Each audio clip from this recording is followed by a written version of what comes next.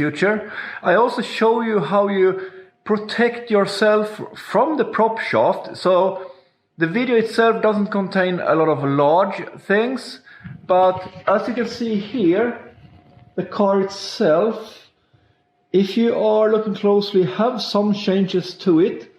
Like the rear end have brakes, the front end have brakes, the rear end basically have a tank and mounts for different things like the seat belts. So guys, a lot of things is coming in the nearest video, so don't forget to subscribe before we start this video. Yeah, subscribe now, please. Thank you. I start with protection for the prop shaft by cutting out some material that will be bending into shape. I start with bending the actual end where the screw will be. And this is just plain brute force because I don't have any bender for this. I'm using an old bearing from a car because the shape around the bearing was actually quite good for the prop shaft itself.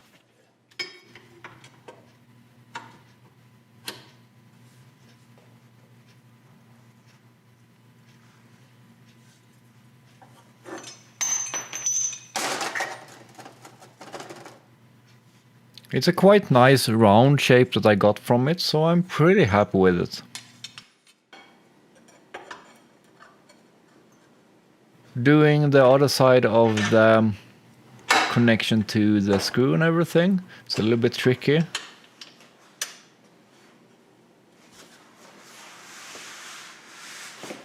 This flattened iron is actually only, I think it was 3 millimeters thick, so it's actually doable.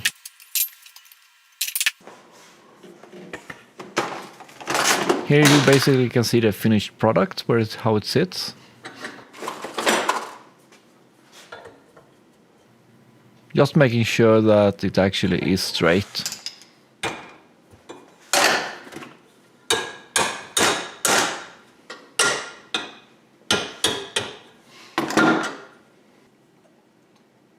Marking out where the holes is going to be.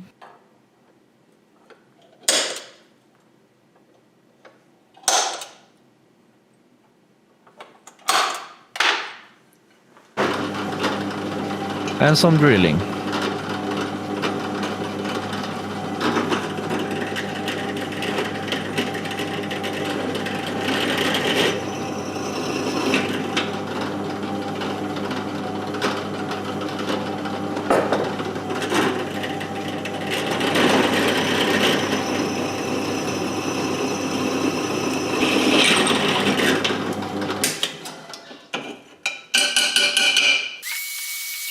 And cleaning up afterwards, of course.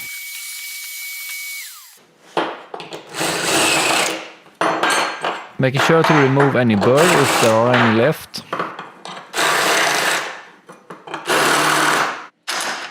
So that's the rear part, and here I have the front part, and as you can see they differ, and that's because the rear flexes a lot more. Here we have 14 centimeters, and here we have almost 10. It was a little bit more than I wanted 8, but that's due to design. But I think they look great. It's time to do the mount and get them on the car.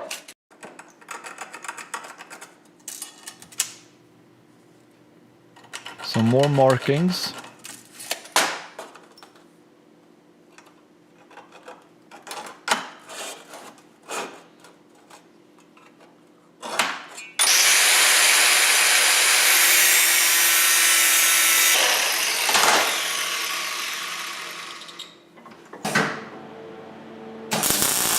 Welding them together, then I know that the distance and the holes will be on the same spot. Drilling the holes and rounding off the corners so they actually look pretty as well.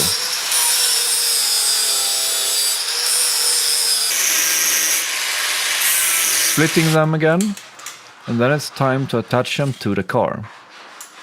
I'm measuring out the distance to add some brackets in between so they can tie to. And some more cutting.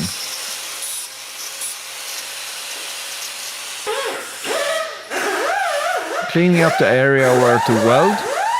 TIG welding is notorious for needing of clean area. In this case I'm MIG tag welding it first. And dropping things, of course.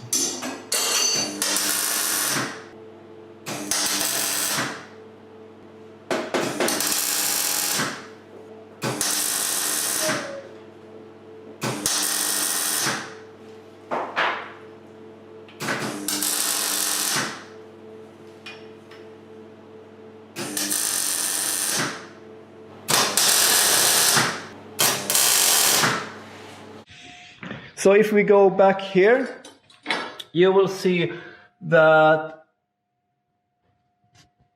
I have the prop shaft parts that protects you mounted as well, and it's rather simple. It's just flattened iron bolted together, and I'm bolting this together with M10 bolts, and that should be more than enough to handle this. So guys, it's time to do something about the steering itself. As you can see here, I have this makeshift shaft here. And I don't have this joint here perfectly set up.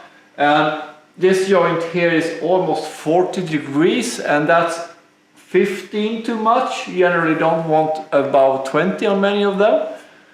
So we're going to change the joint, change the shaft, and change the angle.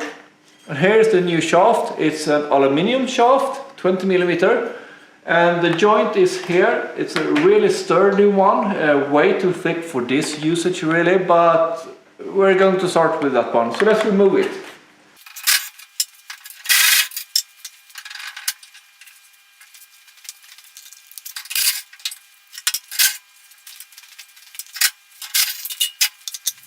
I'm starting with disassembling the current setup, of course.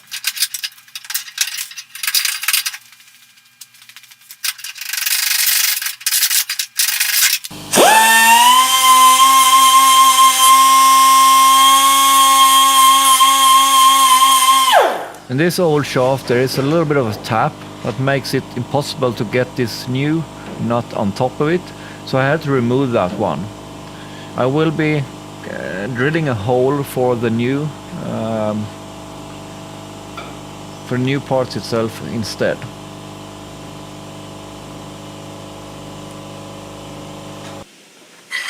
So this one actually fits really nice inside here. So that's good. Thing is, this end here is 19 and this is 20.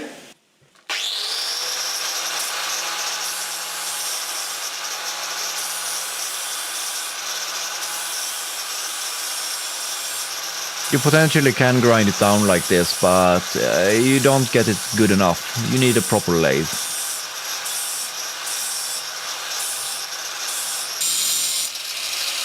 What I'm doing here is just making sure that the edges are lined up to the nut itself and test fitting them to make sure that they are no play and they actually sit really good. Marking for the holes. Center punching and drilling, and of course my head is in the way.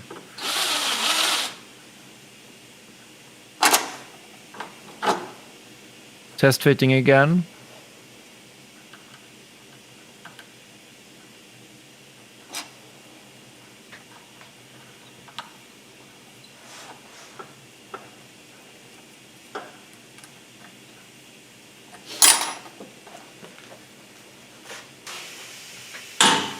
And back to the car.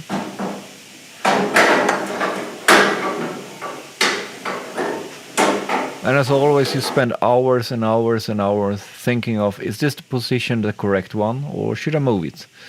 And that's basically what I'm doing right now. Let's try the upper position itself. And I rather quickly determined that this one actually gets too close to the turbo, so I'm actually going to move it down again. Spot welding the new mounts to place.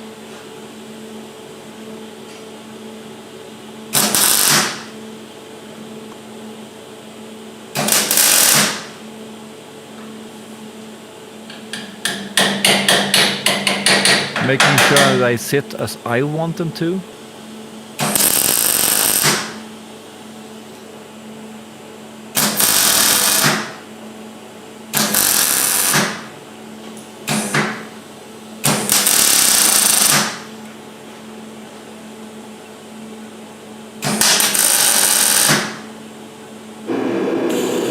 And then I go back and TIG weld, of course.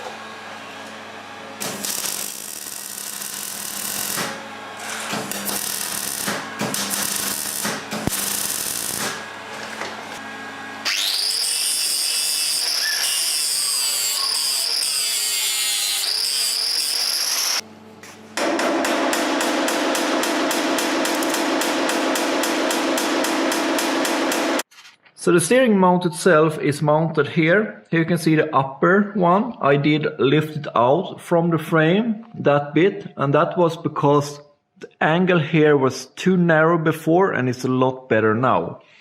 The bottom shaft itself got some brackets mounted, and I did add some extra triangulation here just to make it a little bit sturdier and it looks cooler. The front itself, as you can see, now have one member to each side holding it up, and that should be plenty sturdy enough, and most likely a bit overkill, but that should work as well. And yeah, you can see my cooler is mounted too. Cool, right? So guys, thank you for watching, and as you saw today, we went through and did a couple of smaller things on